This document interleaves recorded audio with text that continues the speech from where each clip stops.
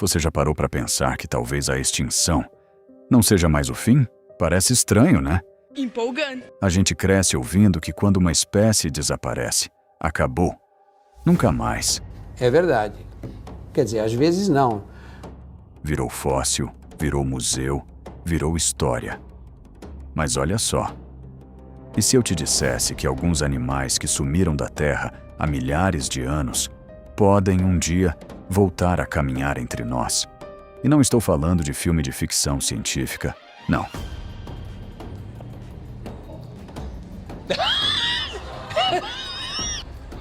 Tá bom.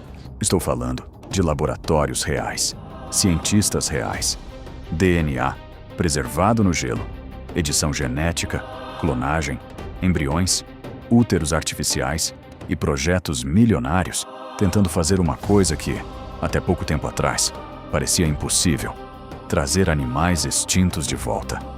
Agora, a pergunta é: será que isso seria uma maravilha da ciência? Ou uma das ideias mais perigosas que a humanidade já teve? Porque uma coisa é imaginar um mamute lanoso andando pela neve. Outra coisa bem diferente é pensar em um tigre dente de sabre vivo, olhando para você como se você fosse o jantar. Então fica comigo até o final, porque hoje você vai conhecer 10 animais extintos que poderiam voltar à vida muito em breve. E aqui está o que quase ninguém percebe. Em alguns casos, a ciência já não está perguntando se isso é possível. Ela está perguntando: quando isso vai acontecer? A gente vai morrer! Se você gosta de curiosidades que fazem você enxergar o mundo de outro jeito, já se inscreve no canal, porque hoje o assunto é daqueles que parecem mentira. 10º Neandertal. Agora chegamos ao caso mais polêmico de todos: o Neandertal. Tecnicamente, aqui não estamos falando de um animal no sentido comum da palavra, como um mamute ou um dodô. Estamos falando de uma espécie humana extinta. Os Neandertais viveram na Europa e em partes da Ásia por milhares de anos. Eles usavam ferramentas, controlavam fogo, cuidavam de membros do grupo, possivelmente tinham formas de linguagem e cultura. E mais, parte do DNA Neandertal ainda existe em muitos humanos modernos. Sim, algumas pessoas carregam uma pequena porcentagem de DNA Neandertal no próprio corpo. Isso porque houve cruzamento entre Homo sapiens e Neandertais no passado. Agora, vem a parte que parece ficção científica. O genoma Neandertal já foi estudado com grande profundidade. Então, em teoria, algumas pessoas já discutiram a possibilidade de usar engenharia genética para recriar características neandertais. Mas aqui, a conversa muda completamente. Porque não estamos falando de trazer de volta um bicho de museu. Estamos falando de criar um ser humano arcaico. Quem cuidaria dele? Quais direitos ele teria? Ele seria tratado como pessoa, como experimento ou como patrimônio científico?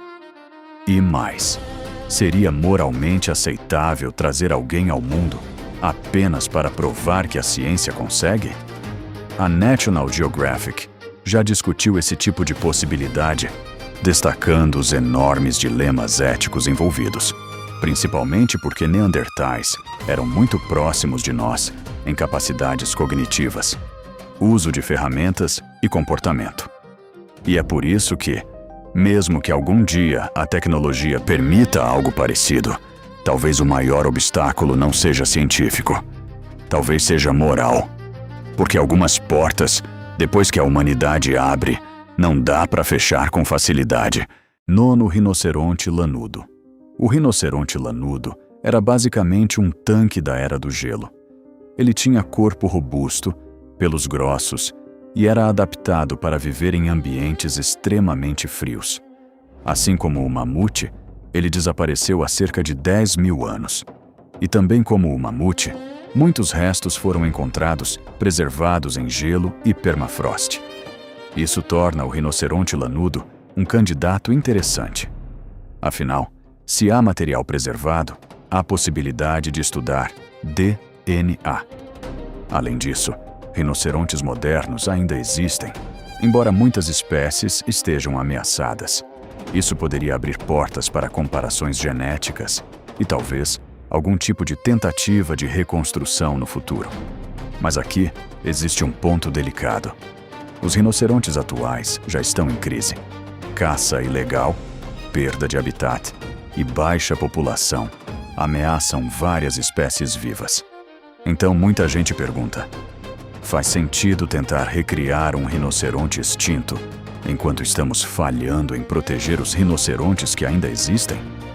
Essa pergunta é forte e talvez seja uma das mais importantes de todo o vídeo, porque a desextinção pode parecer uma solução mágica, mas ela não substitui conservação. Não adianta trazer um animal de volta se o motivo que causou sua extinção continua existindo.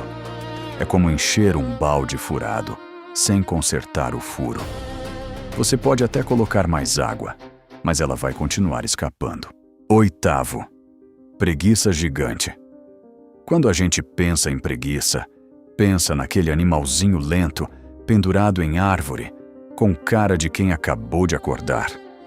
Agora esquece isso por um segundo, porque a preguiça gigante era outra história. Algumas espécies podiam chegar ao tamanho de um elefante. Eram animais enormes, terrestres, com garras poderosas e força suficiente para derrubar vegetação e se defender de predadores.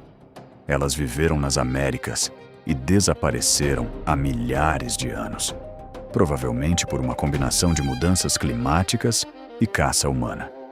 Agora, por que a preguiça gigante entra nessa lista? Porque há restos relativamente bem preservados, inclusive com pelos. E pelos podem ser uma fonte valiosa de DNA antigo. O problema é outro. Mesmo que fosse possível reconstruir boa parte do genoma, quem carregaria o embrião? A preguiça moderna é pequena demais para servir como mãe de aluguel de um animal gigantesco. É como tentar colocar o motor de um caminhão dentro de uma bicicleta. Não faz sentido biologicamente. Por isso, alguns cientistas imaginam que, no futuro, úteros artificiais possam resolver parte desse problema. Mas isso ainda é um desafio enorme. E aqui entra uma parte fascinante.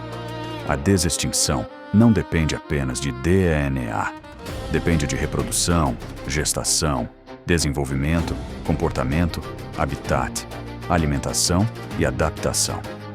Trazer um animal de volta é muito mais complicado do que montar um quebra-cabeça genético. Você precisa devolver uma vida inteira para um mundo que já mudou. 7º unicórnio siberiano. Sim, unicórnios existiram. Mas calma, não eram cavalos brancos mágicos com crina brilhante. O chamado unicórnio siberiano era uma criatura enorme, mais parecida com um rinoceronte gigante do que com o unicórnio dos contos de fadas. Seu nome científico é Elasmotherium. Ele viveu principalmente em regiões da Eurásia e tinha um grande chifre na cabeça. Agora imagina um animal de toneladas, coberto de pelos, andando pelas estepes geladas com um chifre imenso. É uma imagem quase mitológica. Durante muito tempo, acreditava-se que ele tinha desaparecido há muito mais tempo. Mas descobertas mais recentes sugerem que alguns indivíduos podem ter vivido até dezenas de milhares de anos atrás. E isso é importante, porque quanto mais recente a extinção, maiores as chances de encontrar material genético útil. O problema é que até agora, o interesse em trazer o unicórnio siberiano de volta não é tão forte quanto o interesse no mamute, no dodô ou no tilacino, por exemplo. E dá para entender o motivo. Trazer de volta um animal enorme, pesado, difícil de manejar e sem um papel ecológico claro no mundo atual seria um desafio gigantesco. Mas impossível? Talvez não. Se fósseis bem preservados forem encontrados e se a tecnologia avançar bastante, ele pode entrar na lista de candidatos reais no futuro. Mas aqui vai a questão. Será que a gente quer trazer de volta esses animais porque eles ajudariam o planeta? Ou porque eles parecem incríveis Essa diferença é muito importante. Sexto, auroque. Agora vamos falar de um animal que muita gente nem sabe que existiu, mas que está conectado diretamente com o mundo moderno. O auroque. Ele era uma espécie de boi selvagem gigante, ancestral do gado doméstico. Era forte, alto, agressivo, impressionante. Durante milhares de anos, o auroque viveu em partes da Europa, Ásia e norte da África. Mas a caça, a perda de habitat e a expansão humana foram diminuindo suas populações, até que o último auroque conhecido morreu na Polônia, em 1627. Ou seja, essa extinção é relativamente recente. E aqui vem uma coisa curiosa. Diferente de outros animais da lista, o auroque não está sendo revivido apenas com um laboratório e DNA antigo. Existe uma tentativa de recriá-lo por cruzamento seletivo. A lógica é a seguinte: como o gado doméstico descende do auroque, algumas características genéticas dele ainda estão espalhadas em raças modernas. Então, se você cruza animais que carregam características parecidas com as do auroque, geração após geração, pode obter um animal cada vez mais semelhante ao original. Esse método é chamado de backbreeding, ou retrocruzamento. É como tentar montar uma foto antiga usando pedaços espalhados em várias imagens modernas. Não cria exatamente o animal original, mas pode criar algo muito próximo em aparência e função ecológica. Projetos como o Taurus Programe trabalham com essa ideia de criar bovinos mais parecidos com o auroque para projetos de rewilding, ou seja, restauração ecológica de ambientes naturais. E aqui está o que quase ninguém percebe. Talvez alguns animais extintos não precisem voltar como cópias perfeitas. Talvez eles voltem como versões funcionais. Animais que ocupam um papel ecológico parecido com o que os antigos ocupavam. Isso levanta uma pergunta muito interessante. Se parece, age e cumpre a mesma função de uma espécie extinta. Será que, de certa forma, ela voltou? Quinto, tigre-dente de sabre. Agora vamos falar de um dos animais mais assustadores dessa lista. O famoso tigre-dente de sabre. Na verdade, o nome mais correto para um dos mais conhecidos é Smilodon. Ele não era exatamente um tigre moderno, mas era um predador poderoso, musculoso e com caninos enormes, capazes de impressionar qualquer um. Esse animal viveu nas Américas e desapareceu há cerca de 10.000 anos. E olha, se ele voltasse, talvez muita gente que defende a desextinção começasse a pensar 2 vezes, porque uma coisa é trazer de volta uma rã. Outra coisa é trazer de volta um predador pré-histórico. O Smilodon era adaptado para caçar grandes presas. Tinha corpo forte, membros dianteiros potentes e uma mordida especializada. Agora imagine esse animal em um mundo sem as mesmas presas, sem o mesmo ambiente e com humanos por todos os lados. Complicado, né? Mesmo assim, ele é um candidato interessante do ponto de vista científico porque existem muitos fósseis, principalmente em locais como os Poços de Piche de La Brea, nos Estados Unidos. Esses poços preservaram milhares de restos de animais antigos.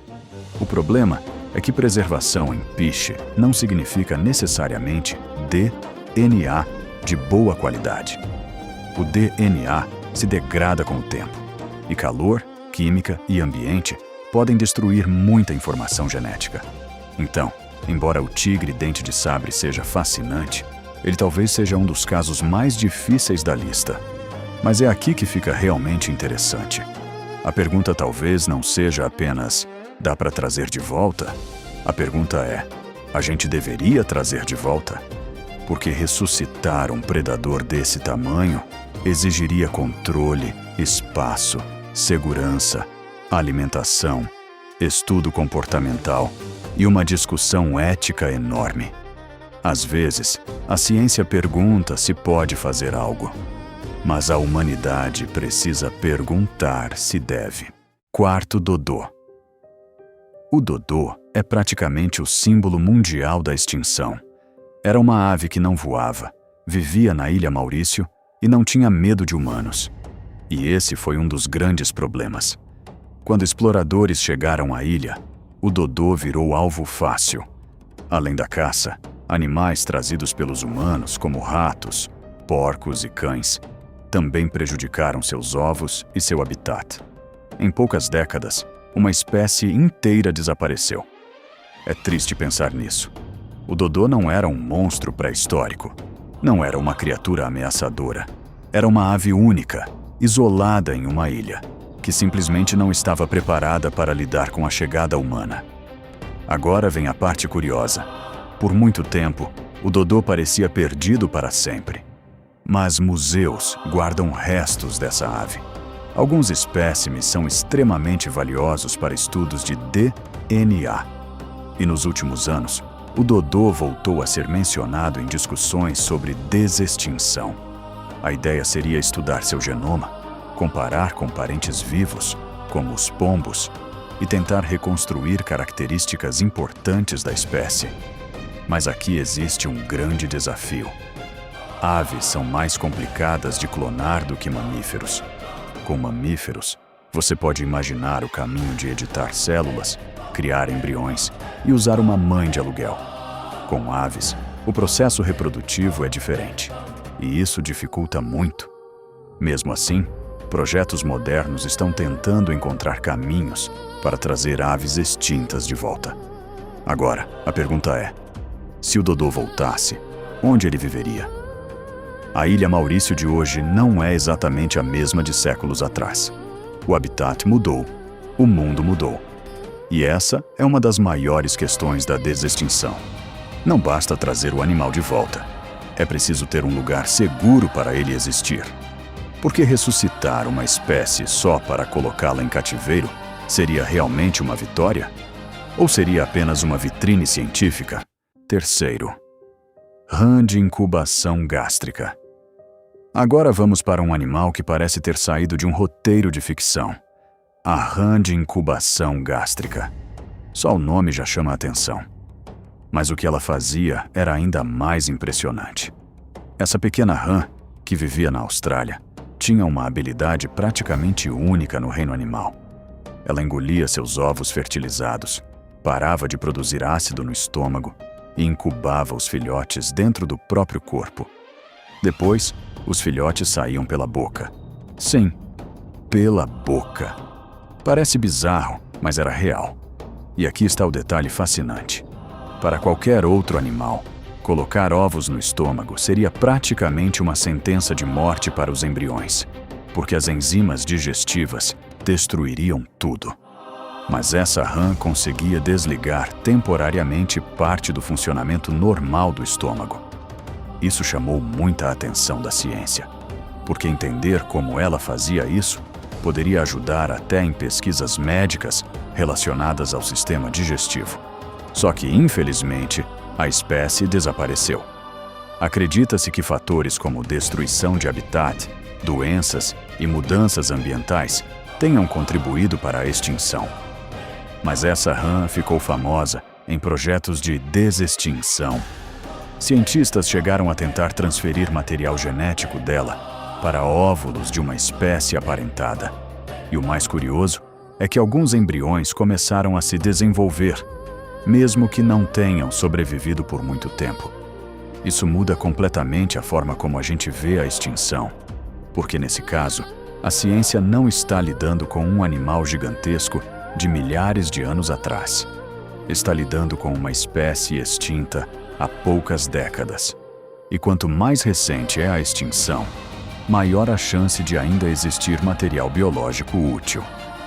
A rã de incubação gástrica talvez não seja tão famosa quanto o mamute, mas ela pode ser uma das espécies mais importantes para provar que trazer animais extintos de volta pode sim sair do papel.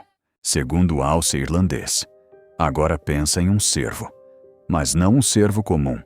Imagine um animal enorme, elegante, com galhadas tão grandes que poderiam ter quase 4 metros de uma ponta à outra. Esse era o alce irlandês, também conhecido como cervo gigante.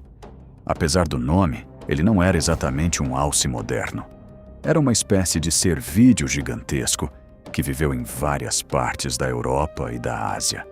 E olha, se você visse um desses de perto, provavelmente ia parar por alguns segundos só para tentar entender o tamanho daquilo. O alce irlandês desapareceu há milhares de anos, provavelmente por uma combinação de mudanças ambientais, redução de habitat e pressão humana. Mas ele entra nessa lista por um motivo muito simples. Existem muitos fósseis e restos bem preservados dessa espécie. E quanto melhor preservado o material, maior a chance de recuperar informações genéticas. Agora, você pode estar pensando, mas só encontrar ossos não significa que dá para trazer o animal de volta. E você está certo. O desafio não é apenas encontrar DNA. O problema é encontrar DNA bom o suficiente, entender o genoma, comparar com parentes vivos e descobrir como criar um embrião viável. É como tentar reconstruir um livro inteiro, usando páginas rasgadas, molhadas e faltando pedaços. Só que esse livro é o código da vida. Mesmo assim, o alce irlandês é um candidato interessante porque seus parentes modernos ainda existem. Isso poderia ajudar em estudos comparativos. Mas será que veríamos um cervo gigante caminhando por uma reserva natural? Talvez. Só que provavelmente não seria amanhã. Esse é um daqueles casos em que a ciência ainda precisa avançar muito. Mas a ideia já deixou de ser pura fantasia. Primeiro, mamute lanoso. Vamos começar com o mais famoso de todos, o mamute lanoso. Quando alguém fala em animal extinto que pode voltar à vida, provavelmente é ele que vem primeiro na cabeça.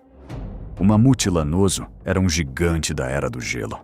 Ele tinha presas enormes, corpo coberto por pelos grossos e uma camada de gordura que ajudava a sobreviver em temperaturas absurdamente frias. Imagine um elefante preparado para viver em um congelador natural. Era mais ou menos isso. Esses animais viveram durante milhares de anos em regiões geladas da Europa, Ásia e América do Norte. Mas, com as mudanças climáticas e a pressão da caça humana, eles desapareceram. Só que tem um detalhe muito importante. Muitos mamutes morreram em regiões congeladas. E quando um animal fica preso no permafrost, que é aquele solo permanentemente congelado, o corpo pode ser preservado por milhares de anos. Pele, pelos, tecido, ossos e, em alguns casos, fragmentos de DNA. E é aí que a história fica realmente interessante. Hoje, existem projetos tentando recriar um animal parecido com o mamute lanoso, usando como base o elefante asiático, que é um parente próximo dele. A ideia não é exatamente pegar um mamute pronto e apertar um botão de reviver. Não funciona assim. O plano é editar genes de elefantes para que eles desenvolvam características parecidas com as do mamute. Resistência ao frio, pelos longos, camada de gordura e adaptações para viver em ambientes gelados. Ou seja, seria uma espécie de elefante-mamute. E por que alguém faria isso? Aqui está o que quase ninguém percebe. Não é só pela curiosidade de ver um mamute vivo. Alguns cientistas acreditam que animais parecidos com mamutes poderiam ajudar a restaurar ecossistemas frios, compactando a neve, derrubando pequenas árvores e ajudando a manter a tundra mais estável. Parece loucura, mas existe uma lógica ecológica por trás. Agora, claro, nem todo mundo concorda. Alguns especialistas perguntam: será que vale gastar tanto dinheiro tentando trazer um animal extinto de volta, enquanto tantas espécies vivas estão ameaçadas hoje? Essa é a grande questão. Mas uma coisa é certa: entre todos os animais dessa lista, o mamute lanoso é um dos candidatos mais fortes a voltar primeiro. A empresa colossal descreve o projeto como a criação de um elefante resistente ao frio, com características centrais do mamute lanoso, e avanços recentes em camundongos, com traços associados a pelos e metabolismo, reforçaram a discussão sobre esse caminho tecnológico. Conclusão. Então, depois de tudo isso, fica a pergunta: a extinção ainda é definitiva? Durante muito tempo, a resposta era simples: sim. Morreu, acabou, desapareceu. Mas hoje, a ciência está mexendo em uma fronteira que antes parecia impossível. Mamutes, dodôs, rãs, auroques, rinocerontes lanudos, todos eles estão no centro de uma discussão enorme sobre o futuro da vida no planeta. Só que aqui está o ponto principal. Trazer uma espécie de volta não é como apertar desfazer em um computador. O mundo mudou, os ambientes mudaram, as relações ecológicas mudaram. E nós também mudamos. Talvez a pergunta mais importante não seja: podemos trazer animais extintos de volta? Talvez seja: por que queremos fazer isso?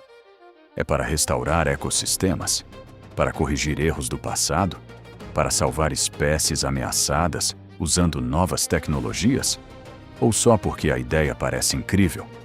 Porque, olha, ver um mamute caminhando outra vez seria uma das cenas mais impressionantes da história humana. Mas também seria o começo de uma responsabilidade gigantesca. Agora eu quero saber de você. Se pudesse escolher apenas um animal extinto para voltar à vida, qual seria? O mamute lanoso? O dodô? O tigre dente de sabre? Ou você acha que algumas espécies deveriam continuar apenas na história? Comenta aí, porque eu quero muito saber sua opinião. E se você gosta de curiosidades que fazem você pensar e enxergar o mundo por outro ângulo, já deixa o like e se inscreve no canal. Porque por aqui, a verdade nem sempre é o que parece.